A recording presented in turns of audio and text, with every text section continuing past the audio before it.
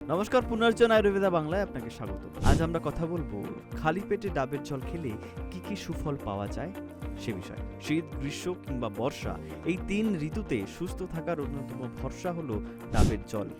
মন এবং পেটকে শান্ত রাখে ডাবের জল। শরীর চাঙ্গা রাখতে ডাবের জলের ভূমিকাও অপরিসীম। কিন্তু খালি পেটে ডাবের জল খেলে কি বেশি উপকার পাওয়া যায়? খালি পেটে ডাবের জল খেলে কি কি সুফল পাওয়া যায় আজ সে বিষয়ে আলোচনা করব।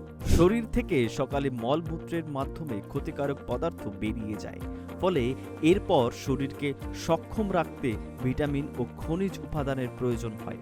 ডাবের জলে প্রচুর পরিমাণে পটাশিয়াম এবং ম্যাগনেসিয়াম থাকে, যা কিডনির স্বাস্থ্যের পক্ষে ভালো। খালি পেটে ম্যাগনেসিয়ামের প্রবেশ শরীরকে সচল রাখতে সাহায্য করে। খালি পেটে ডাবের জল ওজন কমাতে সাহায্য করে। ডাবের জলে উপস্থিত সাইটোকাইনিন নামক প্রাকৃতিক হরমোন কোষ সতেজ রাখে। এই হরমোন বার্ধক্যের হার কমাতে সাহায্য করে। ডাবের জল পান করলে শরীরে কোলাজেন তৈরির ভারসাম্য বজায় থাকে, ফলে ত্বক আরও আর্দ্র ও উজ্জ্বল দেখায়। ভিডিওটি ভালো লাগলে লাইক করুন, শেয়ার করুন, সাবস্ক্রাইব করুন পুনর্জন আয়ুর্বেদা বাংলা।